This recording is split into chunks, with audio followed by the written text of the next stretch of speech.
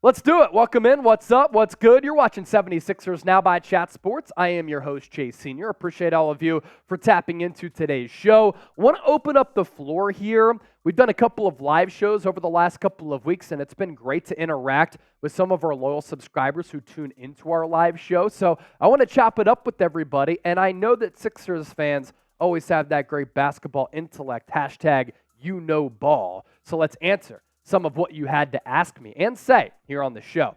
You are him. Trade Tobias Harris to the Pacers. Get Buddy Hield, which is a young asset to add alongside Maxey to have a younger core and picks. So in theory, that kind of makes sense. Tobias Harris for Buddy Hield. Buddy Hield got paid a couple of years ago. Tobias Harris getting paid right now. Tobias Harris entering the final year of his deal. You need three-point shooting. Buddy Hield might be a better fit on this Sixers roster. You look at Hield's numbers last year, 45.8% from the floor and almost 43% from three-point range. Very solid numbers, 80 games, 73 starts, average almost 17 points per game.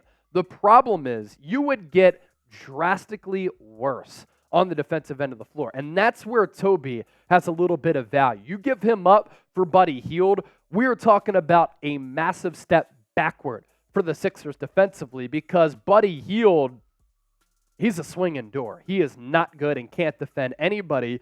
He will launch 8.5 three-point attempts per night, and for him to connect on nearly 43% of those, which was a third-best high for him throughout his career, pretty solid numbers there. I just don't think the Sixers do it because Nick Nurse, known to be a defensive mind, but him, I appreciate that question.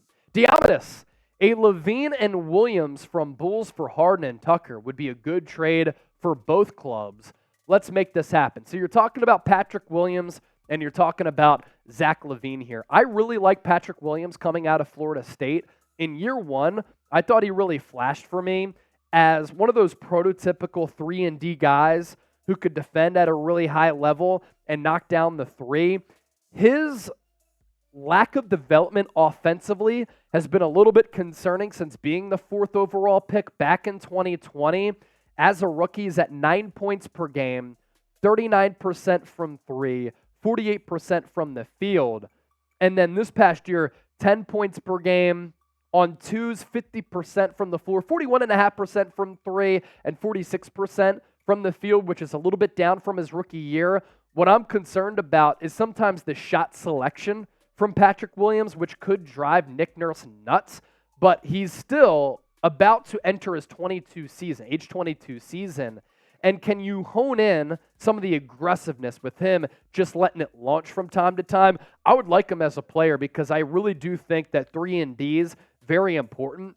And honestly, since like Robert Covington, the Sixers really haven't had a solid 3-and-D guy, right, Jake? I mean, they've really been lacking that. So Lavine is your scorer, Williams is your 3-and-D guy, and then you get rid of that Harden deal. P.J. Tucker, I think the Sixers would miss him, but you still have that dog defense from Patrick Beverley. I'd make it happen, Diamedes, but I don't know if the Bulls would. This is what I do know. We're not sure if those trades will come to fruition, but if a move does happen and come to light, we're going to talk about it here on the show. Hit that sub button and subscribe, yo. For year-round Sixers coverage here on 76ers Now. Grew up in Westchester, went to Temple. Westchester, by the way, right outside of Philadelphia. When I was growing up, I wanted tattoos and cornrows like Allen Iverson. I told my mom that. She definitively told me no, but that did not stop me from rooting on this club. And now I get to talk about it for a living. Show us some love back. Hit that sub button. We'll continue to bring the passion even through the heartbreaks. Iron Missile, one of our loyal viewers here. Kelly Oubre Jr. would be our best bet as a affordable Sixers free agent target. Also, wouldn't be surprised if Nick Nurse eventually ran B-Ball Paul at the 4 and P.J. Tucker and Pat Bev coming in off the bench.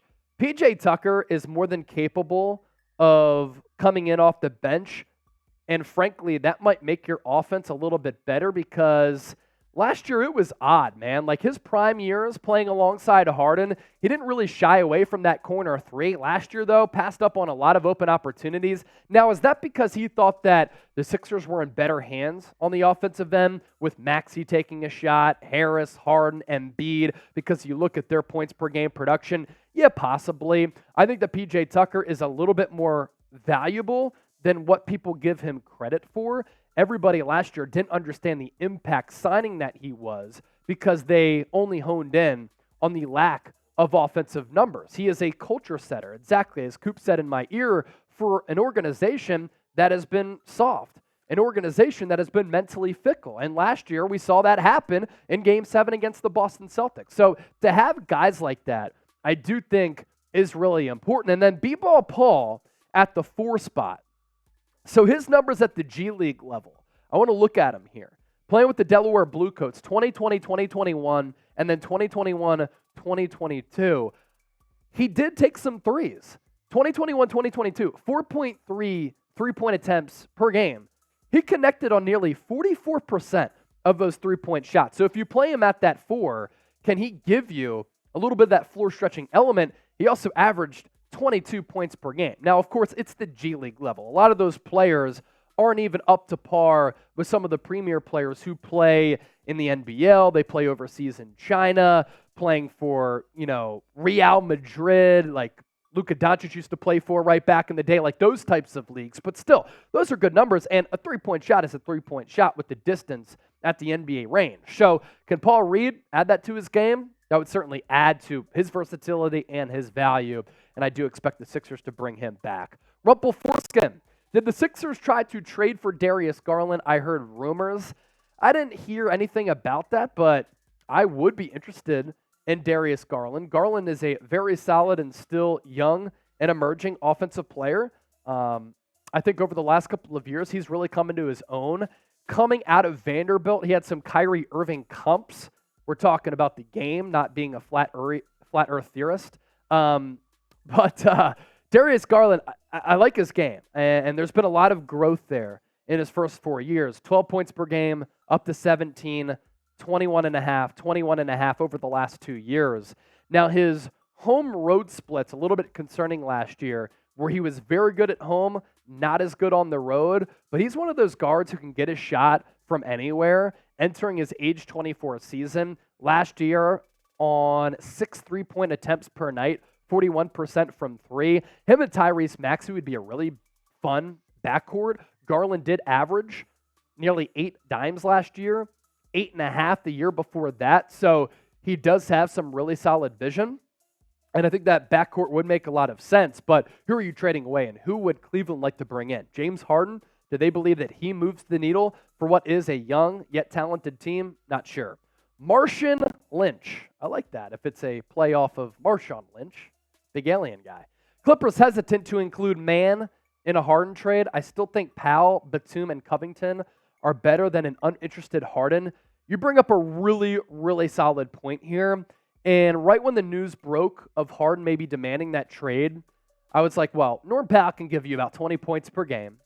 Batum gives you much-needed bulk and three-point shooting in the front court, has played in a bunch of high-leverage international and NBA playoff games. Rocco, you bring him back. That's your 3-and-D wing. If you include Terrence Mann, I think the Sixers might say yes, but Daryl Morey has never traded a superstar for anything less than a superstar, and he might look at that package and just say no right from the jump, just because the Sixers are not getting back a superstar for a guy who led the NBA in assists last year and had a career-best assist-to-turnover ratio. Walter Miller, one of our real ones. Walter, did you get your real one shirt? Please let me know. Until Dame is traded, Harden won't be going anywhere until a great trade option opens up. Who would you like to replace Harden if he were to go? So Walter Miller, I had said this a little while ago on our live show, that Damian Lillard requesting a trade and being available for a trade diminishes the value of James Harden a little bit, because teams are putting together trade packages for Dame and not James Harden. Now, on the show here, we put together a list during our live program of some blockbuster trade candidates that the Sixers could look to bring in who are of the superstar variety. Damian Lillard, Zach Lavine, Zion Williamson. Zion Williamson isn't a guy who moves the needle for me much, because I think you need a wing scorer, but I threw his name in there because he's loosely been included in some of those trade talks. But Walter, I agree. I think Dame might be the first chess piece that gets moved, and then a James Harden trade might happen after that. So we just showed you those 3 players. If you were to pick a star among those 3, who are you riding with for Philadelphia? Is it Dame? Is it Lavine? Is it Zion Williamson? Once again, let me know. Thanks for joining our mailbag. Love taking questions from the audience.